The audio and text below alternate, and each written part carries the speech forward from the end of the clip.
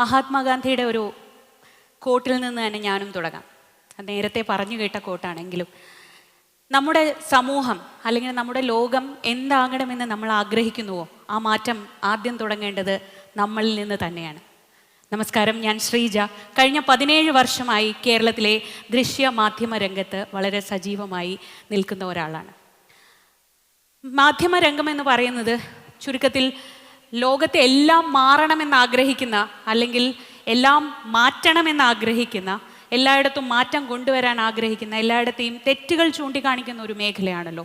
അപ്പോൾ ഞങ്ങളുടെ തൊഴിലിടങ്ങൾ എത്രത്തോളം ജനാധിപത്യപരമാണ്, അവിടെ എന്നെപ്പോലെ ഒരാൾക്ക് കഴിഞ്ഞ 17 വർഷങ്ങളിലായി 4 സ്ഥാപനങ്ങളിൽ ജോലി ചെയ്തു. ഒരു ട്രെയിനി ജേർണലിസ്റ്റ് തൊട്ട് ഇന്നിപ്പോൾ നിങ്ങളുടെ മുമ്പിൽ നിൽക്കുന്ന ഇതുവരെയുള്ളൊരു ജേണി. ഇതിനിടയ്ക്ക് എന്തെങ്കിലും മാറ്റം എനിക്ക് കൊണ്ടുവരാൻ കഴിഞ്ഞിട്ടുണ്ടോ എന്നൊരു ആത്മവിമർശനപരമായ ചിന്തയാണ് ഇന്നത്തെ ദിവസം ഞാൻ നിങ്ങളുമായി പങ്കുവയ്ക്കാൻ ആഗ്രഹിക്കുന്നത്.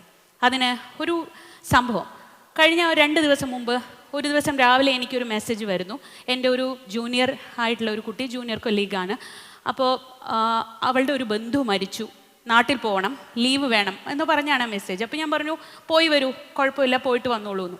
അപ്പോൾ പെട്ടെന്ന് അടുത്ത മെസ്സേജ് വന്നു, ചേച്ചി എനിക്ക് വലിയ വിഷമം, ആൻറ്റിയെ എനിക്ക് വലിയ ഇഷ്ടമായിരുന്നു, ആൻറ്റിക്ക് എന്നെ വലിയ ഇഷ്ടമായിരുന്നു, പക്ഷേ ഇവിടെ വന്ന ശേഷം ഞാനങ്ങനെ വിളിക്കുകയോ സംസാരിക്കുകയോ കാണുമോ ഒന്നും ചെയ്തില്ല. ആൻറ്റി എന്നെക്കുറിച്ച് ഓർത്ത് വല്ലാണ്ട് വിഷമിച്ചിട്ടുണ്ടാവും അല്ലേ? ഞാൻ പറഞ്ഞു, നീ ആദ്യം ഇപ്പോൾ പോയി ആൻറ്റിയെ കണ്ടിട്ട് വാ, സമാധാനമായിട്ട് പോയിട്ട് വാ, വന്നിട്ട് നമുക്ക് സംസാരിക്കാം. സംസാരിക്കാനുള്ള ഒരു സ്പേസ് എത്ര കണ്ട് നമ്മുടെയൊക്കെ സ്ഥാപനങ്ങളിൽ, നമ്മുടെയൊക്കെ തൊഴിലിടങ്ങളിൽ, നമ്മുടെ സൗഹൃദ വലയങ്ങളിലൊക്കെ അത് ഉണ്ടാവാറുണ്ട്. പക്ഷേ അത് കഴിഞ്ഞ് നിങ്ങളൊക്കെ വളരെ ഇനി ഒരു തൊഴിലിലേക്ക് കടക്കാൻ പോകുന്നവരുണ്ടാവും, ഇപ്പം ജോലി ചെയ്യുന്നവരുണ്ടാവും. പക്ഷേ ഓരോ തൊഴിലിടങ്ങളിലും അങ്ങനെ ഒരു സ്പേസ്, സംസാരിക്കാൻ, നമ്മുടെ പ്രശ്നങ്ങൾ തുറന്നു പറയാൻ, നമുക്ക് എന്തെങ്കിലും പ്രശ്നങ്ങളുണ്ടെങ്കിൽ എങ്ങനെ മുന്നോട്ട് പോകണമെന്ന് നമ്മളെ ഡയറക്റ്റ് ചെയ്യാൻ അങ്ങനെ ഒരു സ്പേസ് ഉണ്ടാകണ്ടേ എന്ന ചിന്തയിൽ നിന്നാണ് ഞാൻ ഈ ഒരു വിഷയത്തിലേക്ക് എത്തുന്നത്. How to make a work space a better place in a women's perspective. അതൊരു സ്ത്രീയുടെ കാഴ്ചപ്പാടിലൂടെ ആകുമ്പോൾ കുറച്ച് ഡിഫറെൻ്റ് ആണ്. അതുകൊണ്ടാണ് അങ്ങനെ തന്നെ പറയുന്നത്. അതെങ്ങനെയാണ്, നമ്മളൊക്കെ മനുഷ്യന്മാരാണ്, പിന്നെ എങ്ങനെയാണ് ഒരു സ്ത്രീയുടെ കാഴ്ചയും പുരുഷൻ്റെ കാഴ്ചയും വ്യത്യസ്തമാവുന്നത്? ഞാൻ വിചാരിക്കുന്നുണ്ട്, കേരളത്തിലെ മാധ്യമ രംഗത്തിന് എന്നും ഒരു പുരുഷൻ്റെ കണ്ണുകളാണുള്ളത്. അത് എങ്ങനെയാണെന്നൊന്ന് ആലോചിച്ച് നോക്കൂ. എല്ലാം കാണുന്നത്, നമ്മുടെ മീഡിയ എല്ലാം കാണുന്നത് ഒരു പുരുഷൻ്റെ കണ്ണിലൂടെയാണ്. സംഭവങ്ങളെ, വ്യക്തികളെ, സഹപ്രവർത്തകരെ എല്ലാം കാണുന്നത് ഒരു പുരുഷൻ്റെ കണ്ണുകളിലൂടെയാണ്. നിങ്ങൾ സ്ഥിരമായി കാണുന്ന വാർത്തകൾ നോക്കൂ, അതിൽ സ്ത്രീയുടെ കണ്ണുകളിലൂടെ കാണുന്ന വാർത്തകൾ വളരെ കുറവായിരിക്കും. അപ്പോൾ അതിനൊരു കാരണമുണ്ട്. അതിൻ്റെ കാരണം എന്ന് പറയുന്നത് നമ്മുടെ മുന്നിലുള്ള മാതൃകകൾ. ഞാൻ 17 കൊല്ലമായി എന്ന് പറയുന്നു. ഈ 17 കൊല്ലം മുമ്പ് ഞാൻ ഈ ജോലിയിലേക്ക് വരുമ്പോൾ എനിക്ക് മാതൃകയാക്കാവുന്ന സ്ത്രീകൾ ഉണ്ട്, പ്രത്യേകിച്ച് കേരളത്തിലെ ദൃശ്യമാധ്യമ രംഗത്ത് കേട്ടോ ഉണ്ട്. പക്ഷേ അവരൊക്കെ ഒരു മിഡിൽ ലെവലിൽ നിൽക്കുമ്പോഴാണ് ഞാൻ ജൂനിയർ ലെവലിൽ വരുന്നത്. അപ്പോൾ എനിക്ക് അങ്ങനെ മാതൃകയാക്കാവുന്ന സ്ത്രീകൾ വളരെ കുറവായിരുന്നു. അപ്പം നമ്മൾ കാണുന്ന മാതൃകകൾ ഏതാണ്? പുരുഷൻ്റെ മാതൃകയാണ്.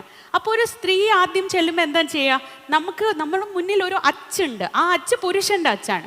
ഈ അച്ചിലേക്ക് കയറിക്കൂടാൻ ശ്രമിക്കും. ഈ അച്ചിലേക്ക് കയറിക്കൂടുമ്പോൾ എന്താണ് ആദ്യം നമ്മൾ കളയുന്നത്? എന്താണ്? നമ്മുടെ ഫെമിനൈൻ സൈഡായിരിക്കും നമ്മൾ ആദ്യം കളയുന്നത്. അതെന്താണ്? എല്ലാവർക്കും അറിയാം.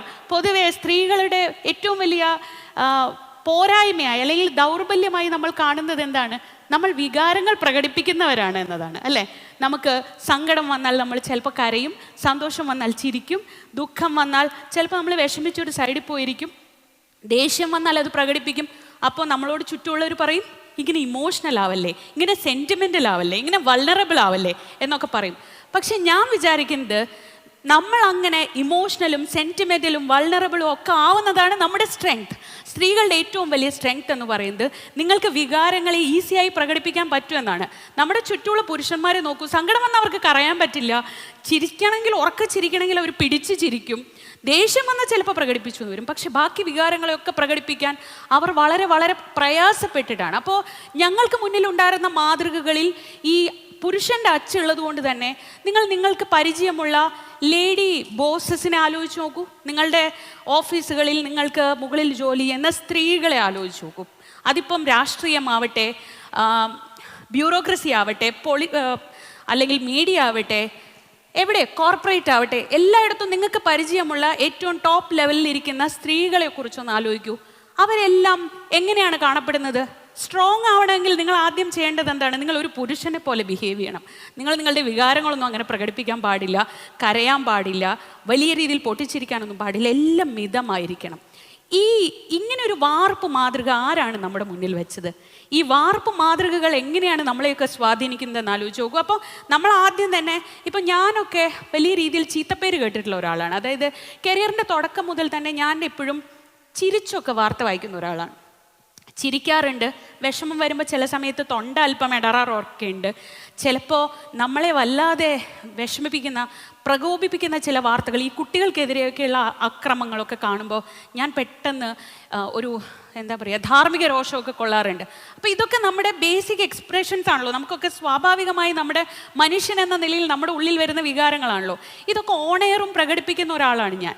അപ്പോൾ ഈ ചിരിച്ചുകൊണ്ട് വാർത്ത വായിക്കുന്നതൊക്കെ പൊതുവേ പിന്നീടൊക്കെ കേട്ടിട്ടുണ്ട്, ചിരിച്ചുകൊണ്ട് വാർത്ത വായിക്കുന്ന കുട്ടിയല്ലേ എന്നൊക്കെ ചോദിക്കാറുണ്ട്. പക്ഷേ ഒരു കാലത്ത് ഈ ചിരിച്ചുകൊണ്ട് വാർത്ത വായിക്കുന്നതൊക്കെ വലിയ മോശമായിരുന്നു. അപ്പോൾ നമുക്കൊരു ഗൗരവമുള്ള വിഷയം നമ്മളെ ഏൽപ്പിക്കില്ല. ഗൗരവമുള്ള വിഷയം ഏൽപ്പിക്കുമ്പോൾ എന്താ, അവൾക്കത് പറ്റില്ല, അവൾ വളരെ ലൈറ്ററായി കാര്യങ്ങൾ കൈകാര്യം ചെയ്യുന്ന ഒരാളാണ്, സീരിയസ് കാര്യങ്ങൾ അവൾക്ക് പറ്റില്ല. അങ്ങനെ എത്രയോ കാലം സ്ഥിരമായി ചിരിച്ചുകൊണ്ട് രാവിലത്തെ വാർത്ത വായിക്കാനൊക്കെ ഏൽപ്പിക്കപ്പെട്ടിട്ടുണ്ട്. പക്ഷെ ഞാൻ പറയുന്നത്, ഇന്ന് അതൊരു പോസിറ്റീവായിട്ട് കേരളത്തിലെ വിഷ്വൽ മീഡിയ നോക്കിയാൽ നിങ്ങൾക്ക് അത് പ്രത്യേകം അറിയാൻ പറ്റും. ഇന്ന് നിങ്ങൾക്ക് എത്ര കണ്ട് ലൈറ്റർ ആവാൻ പറ്റും എന്നുള്ളതിൽ ഓരോരുത്തരും മത്സരിച്ചുകൊണ്ടിരിക്കുക. എല്ലാവരും രാവിലെ ലൈറ്റർ ആയിക്കൊണ്ടിരിക്കുക. അപ്പോൾ ഈ മാറ്റത്തിൻ്റെ തുടക്കത്തിൽ കുറച്ച് മുന്നേ നടന്ന ഒരാളെന്ന നിലയ്ക്ക് അന്ന് അതൊരു വലിയ തിരിച്ചടിയാവുന്നു. അപ്പം നമ്മൾ ഒരു ചിരിക്കുന്നത്, ഓണെയർ ചിരിക്കുക പോലും ചെയ്യണ്ട, വളരെ വികാരരഹിതമായി കാര്യങ്ങളെ കൈകാര്യം ചെയ്യണമെന്ന് പറയുന്ന ഒരു കാലത്ത് ആ സ്ഥാപനത്തിൽ മേധാവിയായി വരുന്ന സ്ത്രീകൾ എങ്ങനെയായിരിക്കും എന്ന് നിങ്ങൾ ആലോചിച്ച് നോക്കൂ. അവിടെ നിങ്ങൾ വികാരരഹിതരാവാൻ വിധിക്കപ്പെട്ട് കഴിഞ്ഞു. മാത്രമല്ല, ഒരു പുരുഷനും ഒരു സ്ത്രീയും ഒരു സ്ഥാപനത്തിൻ്റെ തലപ്പത്തുള്ളപ്പോൾ ഒരു സ്ത്രീ ആ പൊസിഷനിൽ ഇരിക്കുന്ന സമയത്ത് ഓരോ നിമിഷവും ജഡ്ജ് ചെയ്യപ്പെട്ടുകൊണ്ടിരിക്കും. നിങ്ങൾ എങ്ങനെയാണ് മറ്റുള്ളവരോട് പെരുമാറുന്നത്, നിങ്ങൾ എങ്ങനെയാണ് കാര്യങ്ങളെ ഡീൽ ചെയ്യുന്നത്, നിങ്ങൾ തീരുമാനങ്ങൾ എടുക്കുന്നത് എങ്ങനെയാണ്, ഇങ്ങനെ ഓരോ നിമിഷവും ജഡ്ജ് ചെയ്യപ്പെട്ട് കൊണ്ടിരിക്കുകയാണെന്ന് അവർക്ക് നല്ല ബോധ്യം ഉണ്ടാവും. അപ്പോൾ അവരെന്താണ് ചെയ്യുക? തൻ്റെ മെയിൽ കൗണ്ടർ പാർട്ട് അല്ലെങ്കിൽ പുരുഷൻ്റെ അച്ച് എടുത്തണിയും. അതിൽ ആദ്യം ചെയ്യേണ്ടത് വികാരരഹിതമായ ഇരുമ്പ് കൂടിട്ട് അണിയണം. ആ ഇരുമ്പ് കൂടിനകത്താണ് പിന്നെ അവരുടെ ജീവിതം. അതുകൊണ്ട് തെറ്റില്ല. ഒരാൾ വികാരമില്ലായ്മയുടെ ഒരു ഇരുമ്പ് കൂട് ധരിച്ച് വളരെ സീരിയസ് ആയി ആരോടും ചിരിക്കുകയോ അല്ലെങ്കിൽ തമാശ പറയുകയോ അല്ലെങ്കിൽ വിഷമം വന്നാൽ അത് കാണിക്കുകയോ ഒന്നും ചെയ്യാതെ നടക്കുന്നതുകൊണ്ട് കുഴപ്പമില്ല. പക്ഷേ ഞാൻ മനസ്സിലാക്കുന്ന ആ വികാരരഹിതമായ അല്ലെങ്കിൽ വികാരമില്ലായ്മയുടെ ഈ ഇരുമ്പ് ചട്ടക്കൂട് അണിഞ്ഞു കഴിഞ്ഞാൽ പിന്നെ ചുറ്റുമുള്ളവരുടെ സങ്കടമൊന്നും കാണാൻ പറ്റില്ല, ചുറ്റുമുള്ളവരുടെ പ്രയാസങ്ങൾ അറിയാൻ പറ്റില്ല, ചുറ്റുമുള്ളവരുടെ സങ്കടം കാണാൻ അറിയില്ല. അങ്ങനെ ആ വർക്ക് പ്ലേസ് ഒരു മോശം വർക്ക് പ്ലേസായി മാറുന്നത് എത്രയോ തവണ കണ്ടിട്ടുണ്ട്. പലപ്പോഴും എന്തുണ്ടാവും എന്നറിയോ, നമുക്ക് ചില സമയത്ത് നമുക്ക് വേണ്ടി വരാൻ നമ്മുടെ മുകളിൽ നിൽക്കുന്നവരുടെ ഒരു നല്ല വാക്ക്, ഒരു സപ്പോർട്ടിങ്, ഒരു നല്ല വാക്ക് മാത്രം മതിയാവും നമുക്ക് ചിലപ്പോൾ മുന്നിൽ കയറാൻ.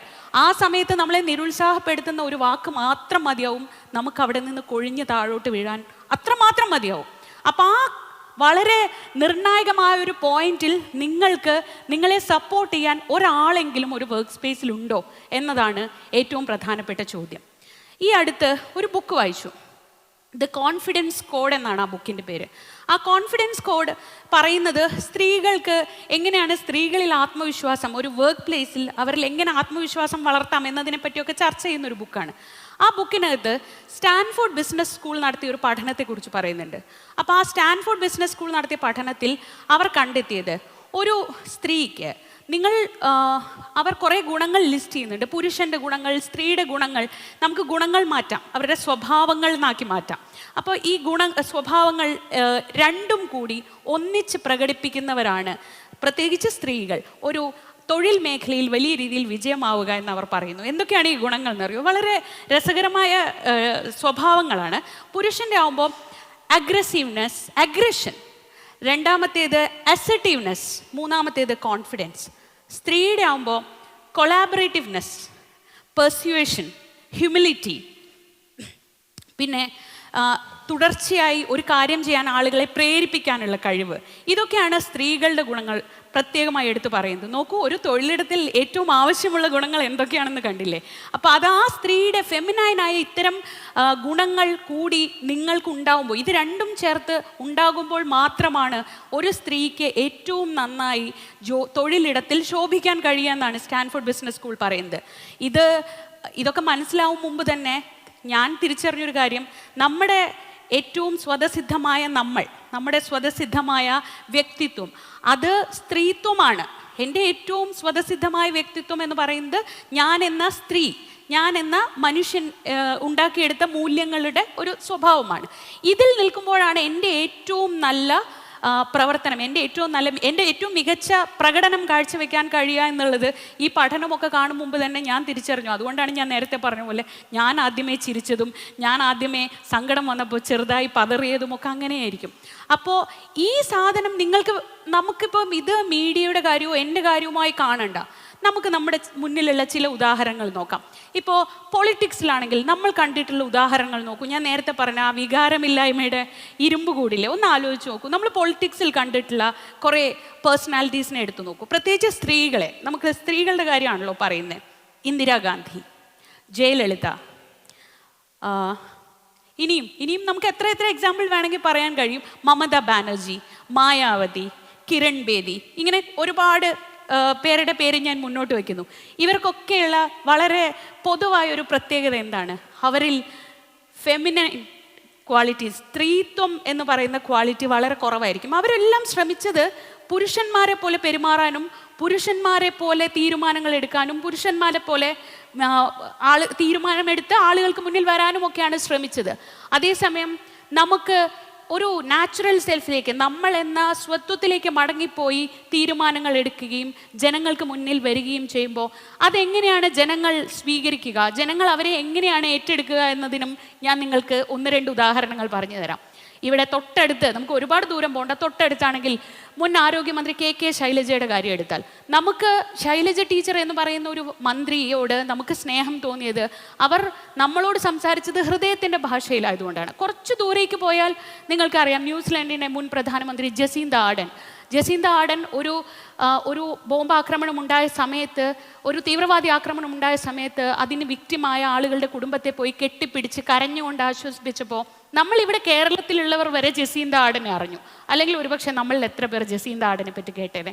അപ്പോൾ ആ രീതിയിൽ പറയുമ്പോൾ നമ്മൾ നമ്മുടെ ഹൃദയത്തോട് ചേർന്ന് നമ്മുടെ ഏറ്റവും സ്വതസിദ്ധമായ ശൈലിയോട് ചേർന്ന് നമ്മൾ ഈ സമൂഹത്തിന് മുന്നിൽ നമ്മുടെ വർക്ക് പ്ലേസിൽ വരുമ്പോൾ അതിൻ്റെ ഗുണം വളരെ വളരെ വ്യത്യസ്തമാകും എന്നതാണ് ഞാൻ അനുഭവത്തിൽ നിന്ന് പഠിക്കുന്നത്. ഇന്നിപ്പോൾ ഞാൻ തിരിച്ചറിയുന്നുണ്ട്, എൻ്റെ സഹപ്രവർത്തകർക്ക്, എൻ്റെ ഓഫീസിലെ ഏറ്റവും ജൂനിയറായ കുട്ടികൾ മുതൽ എല്ലാവർക്കും, അവർക്ക് എന്തെങ്കിലും ഒരു പ്രശ്നം ഉണ്ടായാൽ അത് ധൈര്യത്തോടെ, ഏറ്റവും വിശ്വാസത്തോടെ തുറന്നു പറയാൻ പറ്റുന്ന ഒരാളാണ് ഞാൻ എന്നൊരു വിശ്വാസം ഞാൻ അവരിൽ ഉണ്ടാക്കാൻ പരമാവധി വളരെ ബോധപൂർവം തന്നെ ശ്രമിച്ചിട്ടുണ്ട്. അതിനൊരു കാരണമുണ്ട്. കാരണം നേരത്തെ ഞാൻ പറഞ്ഞതുപോലെ അങ്ങനെ ഒരു സ്പേസ് ഇല്ലാതെ, അങ്ങനെ ഒരു വ്യക്തി ഇല്ലാതായതുകൊണ്ട് മാത്രം കൊഴിഞ്ഞുപോയ എത്രയെത്രയോ വനിത, പ്രത്യേകിച്ച് സ്ത്രീ സഹപ്രവർത്തകർ എനിക്കുണ്ട്. വളരെ വളരെ ടാലൻറ്റഡായ, വളരെ ഈ മീഡിയ എന്ന് പറയുന്ന ഫീൽഡിൽ അവരുണ്ടായിരുന്നെങ്കിൽ എത്ര നന്നായേനെ എന്ന് തോന്നിപ്പോകുന്ന തരം സഹപ്രവർത്തകർ പലരും കൊഴിഞ്ഞു പോയത് ഇങ്ങനെ ഒരു സ്പേസ് ഇല്ലാതായതുകൊണ്ടാണെന്ന് എനിക്ക് കൃത്യമായി അറിയാം. ഈ നേരത്തെ ഞാൻ പറഞ്ഞ ഈ കോൺഫിഡൻസ് കോഡിൽ മറ്റൊരു ശ്രദ്ധേയമായ കാര്യം കൂടി പറയുന്നുണ്ട്. അതുകൂടി നിങ്ങളുടെ മുന്നിലേക്കൊന്ന് ശ്രദ്ധിക്കാൻ വേണ്ടി പറയണമെന്ന് തോന്നുന്നു. അത് ഇപ്പം നമുക്കൊക്കെ കോംപ്ലിമെൻറ്റ്സ് കിട്ടാറുണ്ട്. ഈ കൂട്ടത്തിൽ ഒരുപാട് സ്ത്രീകളുണ്ട് അല്ലേ? നമുക്കൊക്കെ ഇഷ്ടം പോലെ കോംപ്ലിമെൻറ്റ്സ് കിട്ടാറുണ്ട്. ചിലപ്പോൾ നമ്മൾ നന്നായി ഡ്രസ്സ് ചെയ്ത് വരുമ്പോൾ നല്ല ഭംഗിയുണ്ട് കാണാൻ.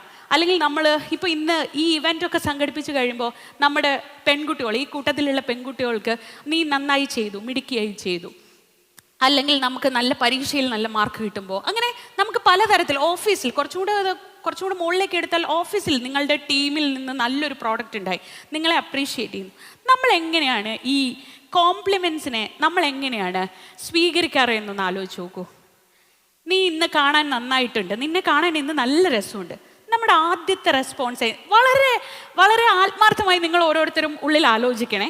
എങ്ങനെയാണ് നമ്മൾ അതിനോട് റെസ്പോണ്ട് ചെയ്യുക? ആദ്യം പറയാം, നീ നല്ല മെലിഞ്ഞല്ലോ, നല്ല നന്നായിരിക്കുന്നല്ലോ, അത് ഈ സാരിയുടെ പ്രത്യേകതയായിരിക്കും. ഓ, അത് ഇന്ന് ഞാൻ നന്നായി ഒരുങ്ങിയിട്ടുണ്ട് അതുകൊണ്ടാണ്. ഇനി ഓഫീസിൽ നിങ്ങളൊരു നല്ല ജോലി ചെയ്തു, അപ്പോൾ എൻ്റെ ടീമൊക്കെ നന്നായി സപ്പോർട്ട് ചെയ്തു. നോക്കൂ, നമുക്ക് ആത്മവിശ്വാസത്തോടെ ഒരു കോംപ്ലിമെൻ്റ് ഏറ്റെടുക്കാൻ പറ്റാറുണ്ടോ?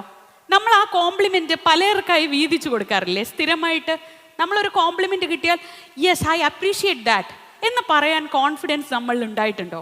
അത് നമ്മുടെ കുഴപ്പം കൊണ്ടല്ല. ആ കോംപ്ലിമെൻ്റ് ഏറ്റെടുത്ത് അതിൻ്റെ അവകാശവാദം പൂർണ്ണമായി ഏറ്റെടുത്തു കഴിഞ്ഞാൽ നമ്മൾ അഹങ്കാരികളായി മുദ്ര കുത്തപ്പെടുമോ എന്നൊരു ആശങ്ക നമ്മുടെ ഉള്ളിൽ എവിടെയോ കിടപ്പുണ്ട്. അതുകൊണ്ട് നമ്മൾ ഒരിക്കലും അതിൻ്റെ ആ അവകാശവാദം നമ്മൾ ഏറ്റെടുക്കില്ല. പകരം നമ്മളത് പലർക്ക്, സൈഡിലുള്ളവർക്കൊക്കെ വീതിച്ചു കൊടുത്ത് അതിൻ്റെ ഒരു അംശം കൊണ്ട് നമ്മൾ തൃപ്തിപ്പെടും. ഇതാണ് സ്ഥിരം സംഭവിക്കുക. അതിപ്പോൾ കേരളത്തിൽ ഈ കൂട്ടത്തിലും അതെ, സ്റ്റാൻഫോർഡ് യൂണിവേഴ്സിറ്റി നടത്തിയ ആ പഠനത്തിലും അങ്ങനെ തന്നെയാണ് പറയുന്നത്. അപ്പോൾ എനിക്ക് എൻ്റെ ഏറ്റവും വലിയ ആഗ്രഹം എൻ്റെ ഫീമെയിൽ കൊളീഗ്സിന്, അല്ലെങ്കിൽ ഇവിടെയുള്ള ബാക്കിയുള്ളവരോട് എനിക്ക് പറയാനുള്ളത്, നിങ്ങളുടെ ഫീമെയിൽ കൊളീഗ്സിന്, നിങ്ങളുടെ ഫീമെയിൽ ഫ്രണ്ട്സിന്, കൂടെയുള്ള സ്റ്റുഡൻസിന്, അവർക്കൊക്കെ ഒരു കോംപ്ലിമെൻ്റ് കൊടുക്കുമ്പോൾ അത് ഏറ്റെടുക്കാൻ തക്ക വിധത്തിൽ ആത്മവിശ്വാസമുള്ളവരായി അവരെ മാറ്റാൻ നിങ്ങൾക്ക് കഴിയണം. അത് നമ്മുടെ ഒരു ഉത്തരവാദിത്തമായി കാണണം. കാരണം ആ ആത്മവിശ്വാസം ഉണ്ടാക്കി കൊടുക്കേണ്ടത് ബാക്കിയുള്ള സമൂഹത്തിൻ്റെ ഉത്തരവാദിത്തം കൂടിയാണ്. ഇനി ഒരു മീഡിയ എന്ന നിലയ്ക്ക് എൻ്റെ ഒരു ആഗ്രഹം, ഈ ഫീമെയിൽ ശബ്ദം മാത്രം ഉയർന്നാൽ പോരാ, ട്രാൻസ്ജെൻഡേഴ്സിൻ്റെ ശബ്ദം വരണം, ദളിത്തിൻ്റെ ശബ്ദം വരണം. അങ്ങനെ എല്ലാ ശബ്ദങ്ങളും ഉണ്ടാവുന്ന ഒരു സ്ഥലമായി മീഡിയ മാറുമ്പോൾ മാത്രമേ ഇന്ന് മീഡിയയ്ക്കുള്ള മോശം പേര് മാറൂ എന്ന ഉത്തമമായ ബോധ്യം എനിക്കുണ്ട്. അപ്പോൾ അവിടെ ആദ്യം എത്തിയവർ എന്ന നിലയ്ക്ക്, കുറച്ച് മുമ്പേ എത്തിയവർ എന്ന നിലയ്ക്ക് ഞങ്ങൾക്ക് ചെയ്യാനാവുന്നത് അങ്ങനെ വരുന്ന ഒറ്റപ്പെട്ട ശബ്ദങ്ങൾക്ക് കുറച്ചുകൂടി കരുത്ത് പകരുക, അവർക്കൊരു കൈ കൊടുക്കുക എന്നതാണ്. ആ ഉത്തരവാദിത്തം ഞങ്ങളെപ്പോലുള്ള ചിലർ ഏറ്റെടുക്കുന്നുണ്ട്. കൂടുതൽ കൂടുതൽ അവരുടെ ശബ്ദത്തിന് കരുത്തു പകരാൻ ഞങ്ങൾ ശ്രമിക്കുന്നുണ്ട്. ഗാന്ധിജിയുടെ ഒരു കോട്ടിൽ തന്നെ അവസാനിപ്പിക്കാം: നമ്മുടെ ഭാവി എന്താകണമെന്ന് ആഗ്രഹിക്കുന്നുവോ അത് നമ്മൾ ഇന്ന് തന്നെ തുടങ്ങണം. Thank you so much.